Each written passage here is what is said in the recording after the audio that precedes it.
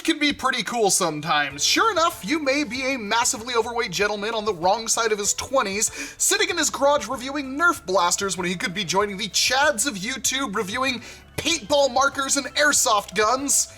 But I wouldn't change it for a thing, because again, sometimes things cool happen. And that's what happened today when I looked at my local P.O. box and it said, hey, you had a package. And it was a thing from somebody that, honestly, they shouldn't have told me they sent it, because they kind of like, they said, oh, my finger slipped, I bought you a thing. It was the same person who bought me the Dart Zone Pro, which I didn't deserve that. I've barely talked to this person, and here they are sending me another thing, and I honestly can't thank you enough. Thank you.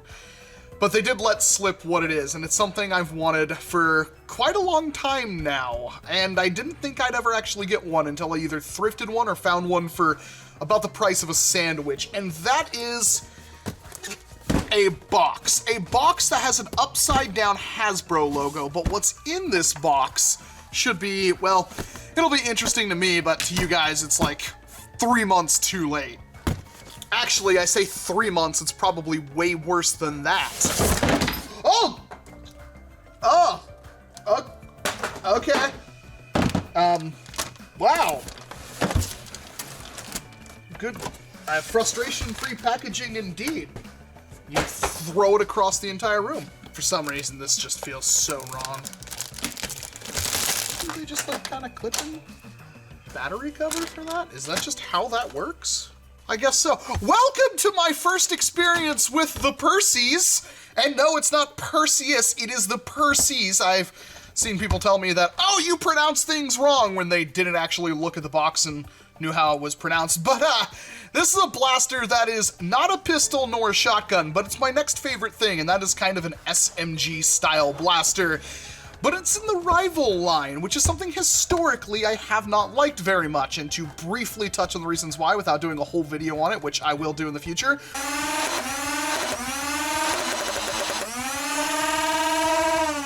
Rival tends to be very inaccurate when you need accuracy.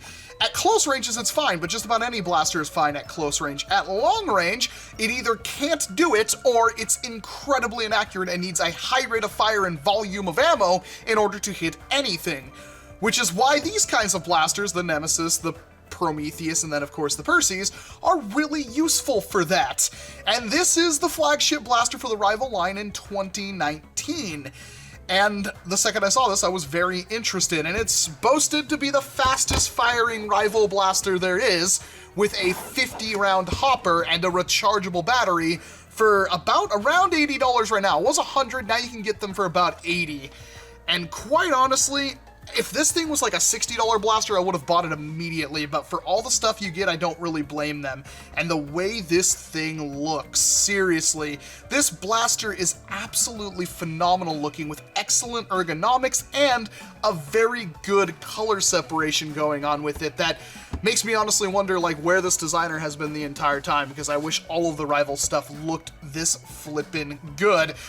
But of course, it's only painted on one side. Seriously, $100 MSRP, we only get the Rival markings on one side. Anyway, I did put a battery in here. It is charged up. I believe this is a higher voltage battery than even the Prometheus or the rechargeable battery pack that you can get for Rival. Hey, I actually have one. Thank you again, Daddy Homely. Not that I've used it a whole lot, but it has been useful for actual reviews. I'm gonna hold this thing, because honestly I haven't yet, and it's a big, beefy, heavy thing right off the bat, but it's extremely, extremely comfortable.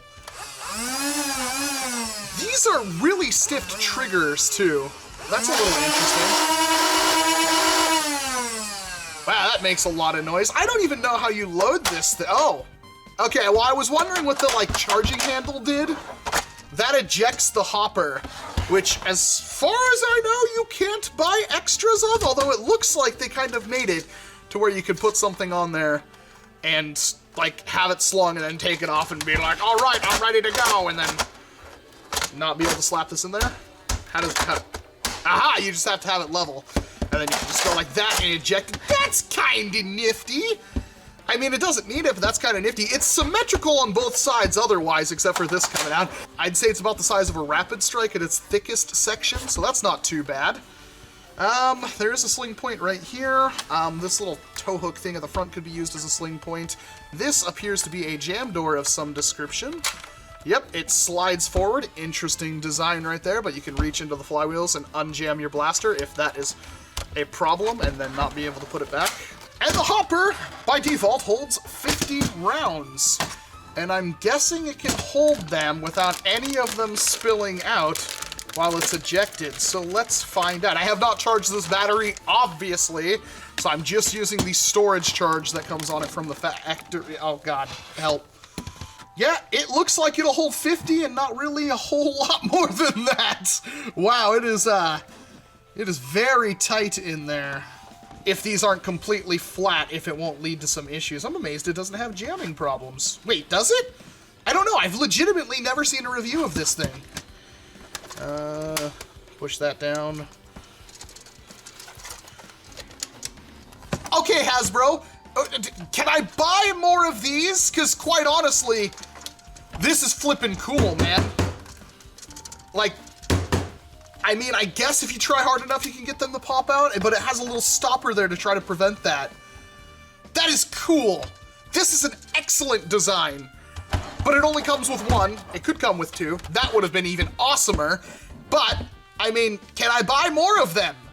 For reals. Like, come on, man.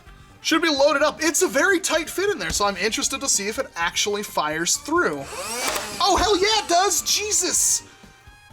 Well, I've already lost one of those, but wow, and that fire rate, I'm sure you noticed that as well as I did. Let's shoot it into a plastic bag. Okay,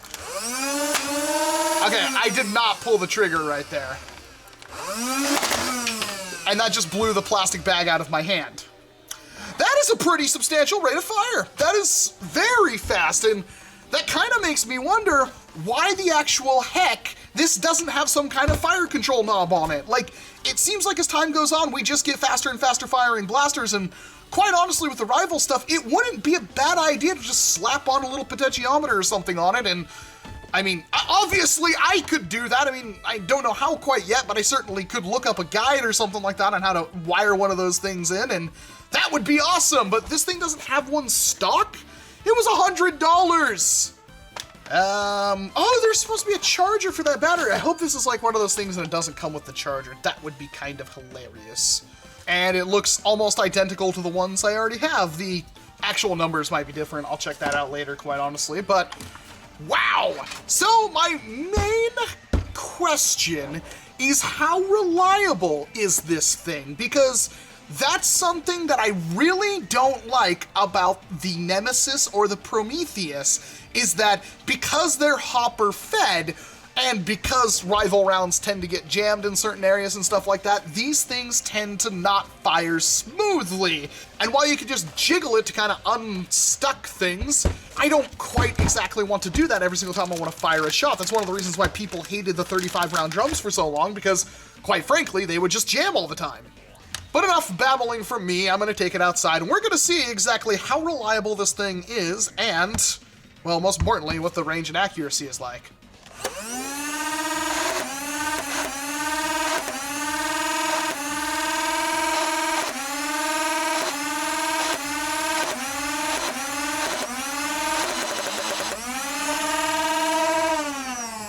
Yeah, that's kind of the issue I normally have with these things, although it did feel like I didn't have everything super perfect. So far, though, besides a little premature fires, that's not bad. Aha! There's an issue.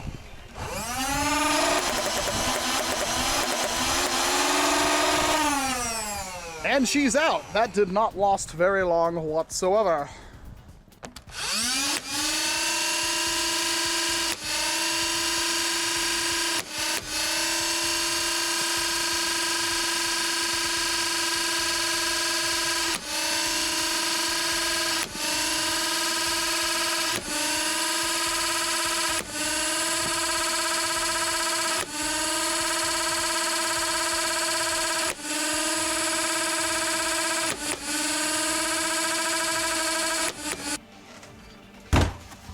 an interesting blaster. So I should start this off by saying this blaster doesn't really do anything all that new when it comes to being a rival blaster. It is apparently the fastest firing stock Nerf blaster, Nerf as in that brand, not the Nerf as in anything that shoots foam, that you could possibly buy right now, which is pretty impressive. And it is a complete package. Literally, you don't even have to buy batteries for it. I have not charged this up at all. I just grabbed it, used it.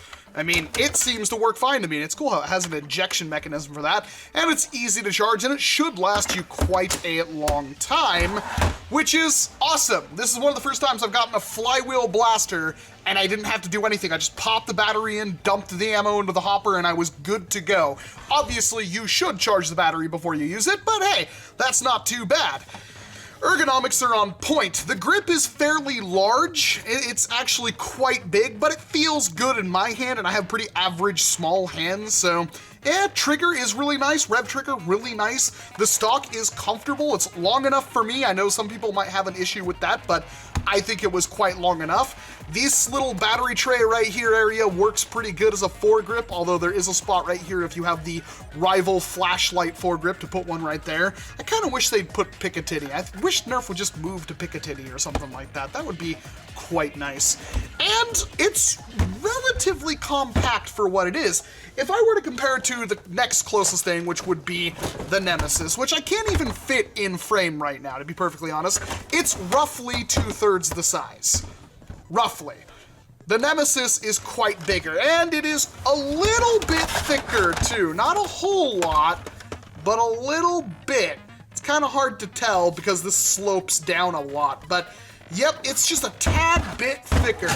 If I wanted to compare it to something not Rival, I could compare it to something like, say, the Infamous, and even then, it's slightly more compact than the Infamous. Not by a whole lot, but just a little bit, and ironically enough, they're about the same thickness. So it's a relatively compact blaster, but it is heavy, it is still rather big, and it's still basically a Rival round hose. It doesn't really do single shots or anything that well. You can kind of burst fire with it, but I'm still running into a couple of issues that Rival is known for, especially Rival flywheelers. Every time, like, if you fire a little bit and then you kind of let off the trigger, if you start revving, it will just sometimes shoot a random ball out, which is really frustrating. That needs, like, some kind of gate or something to stop it from doing that. Whatever they have in there right now isn't working very well. Accuracy is it's okay. You have 50 rounds, it fires stupidly fast, so you should be able to hit stuff at its effective maximum range, but still, same problem I have with Rifle for the most part. I had shots where even when I was firing it completely straight, still went over the fence into the Corky containment unit, and so that's not exactly awesome. And this does another cardinal sin, and I really wish, if I have one thing I want Hasbro to do from now on, it's include additional magazines when appropriate. You would say, well, this doesn't have a magazine. I really beg to differ, because if I eject the hopper right there, this thing is clearly meant to be its own self-contained unit. And to my knowledge, right now, a couple of months after the blaster has been released, I cannot purchase additional ones of these, which would have made this blaster awesome. Now, there are hopper extensions, usually by removing this door and adding on a 3D printed hopper that sits on top of the blaster. Those I have mixed feelings about because they kind of ruin the overall feel. Not that you can be all that accurate with this blaster, but I do like how aiming down the sights and whatnot, it's just a straight shot. It makes it really easy for me to line up the blaster where I'm going to fire. I did get a little bit more out of, like, the Heracles, because that thing seemed rather accurate for a Rival blaster, and there are some other ones that are more accurate, but this isn't. I would say the Prometheus is more accurate, and this still has the same problems with things like balls jamming in the hopper and preventing you from getting a smooth fire out of it, so you still have to jostle it around. I guess maybe if you underfeed it, it wouldn't be that bad, but there's still plenty of places where this thing will fail to feed. I don't like the Nemesis at all. This is way better than a Nemesis ever was, in my opinion. Holds less, don't care, it's way cooler. And I'm hoping to do something with it in the future, and once again, I have to thank a certain special someone for sending this off to me.